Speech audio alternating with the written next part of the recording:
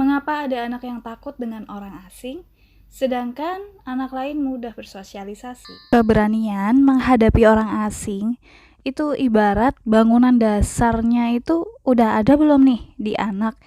Nah, bangunan dasar ini diciptakan dari rasa percaya terhadap kedua orang tua dulu nih, sebelum mereka percaya kepada orang asing. Rasa percaya terhadap kedua orang tua ini membentuk cara pandangnya terhadap dunia di sepanjang sisa hidupnya ke depan.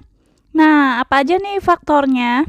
Bayi itu kan belum bisa ngomong ya saat masih kecil. Nah, saat mereka nangis itu untuk mengkomunikasikan keinginannya, apakah orang tua segera datang untuk menolong? Atau justru dibiarin nih biar anaknya kuat nih pikirnya. Jadi, kalau pengen anak itu berani terhadap orang asing, maka anak perlu percaya dulu kepada orang tua sebelum percaya pada orang asing. Salah satunya adalah saat masih bayi nih, belum bisa ngomong atau saat sudah bisa ngomong, minta tolong, segera kita datang untuk menolong. Yang kedua, saat bayi rewel, itu kan karena ada gangguan ya, merasa gerah, lapar, atau kecapean. Apakah anak saat masih bayi ditemani, dihibur, dipahami sama orang tua, atau justru langsung disuruh diam, nggak boleh nangis?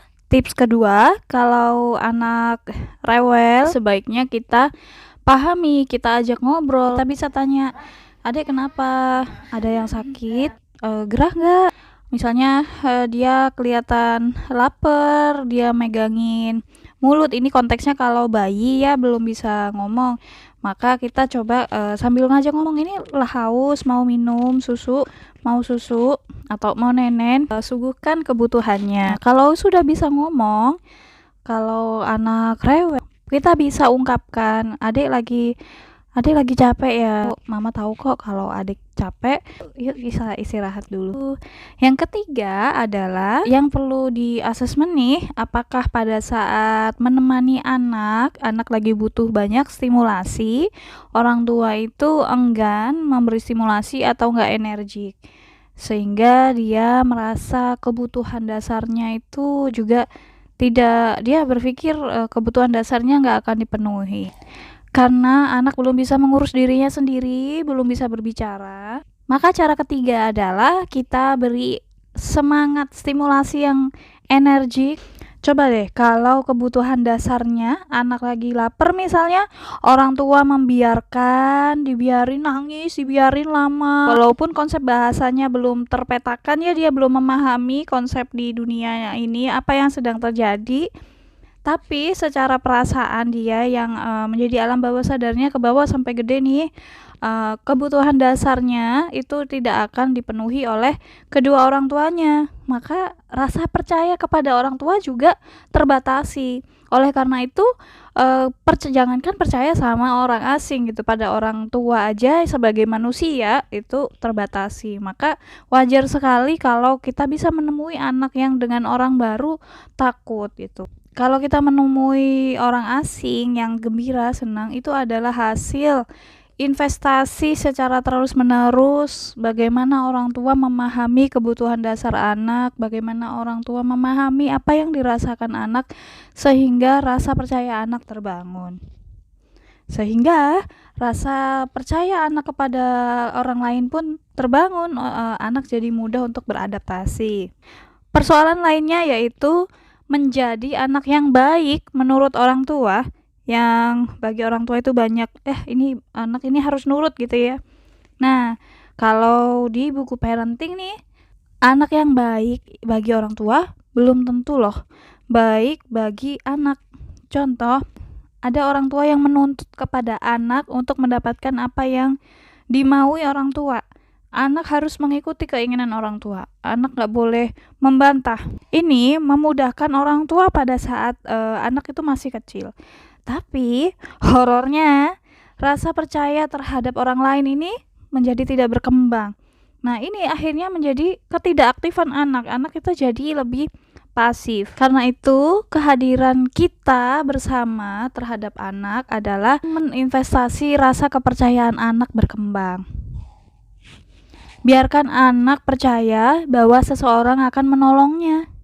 Dengan mempercayai bantuan kita, ia akan mengembangkan sikap optimis penuh harapan dalam hidup. Maka menolong adalah membangun rasa percaya terhadap anak, membentuk cara pandangnya terhadap dunia untuk sepanjang sisa hidupnya. Maka dari itu, kenapa kita bisa menemui ada anak yang pesimis, ada anak yang pasrah, ngapain harus punya cita-cita, saya mah nggak mau deh berusaha gitu. Itu bentukan sikap pesimisme pada anak, salah satunya adalah karena ketidakpercayaan anak itu bisa keluar dari permasalahannya, ketidakpercayaan bahwa anak akan mendapatkan pertolongan dari orang tua. Salah satunya adalah ya ketika dari bayi anak menangis, anak minta tolong tapi belum bisa ngomong, tapi tidak ditolong. Anak lapar, tidak langsung dikasih makan, misalnya ditunda dulu gitu. Itu jadi kebutuhan dasarnya merasa tidak terpenuhi, anak jadi nggak percaya. Loh, pertanyaannya, jadi anak yang baik itu harusnya seperti apa dong? Anak yang baik adalah anak yang punya sikap ekspresif, supaya ia bisa memastikan bahwa kebutuhan-kebutuhannya akan dipenuhi. Jadi kalau ada anak yang kelihatannya nih bawel, dia mengungkapkan apa yang dia tidak suka, apa yang dia suka, dia ekspresif, itu justru memang kelihatannya merepotkan ya. Tapi justru sebenarnya ada sisi baiknya ya. Sisi baiknya adalah anak menjadi percaya untuk mengungkapkan apa yang dia rasakan.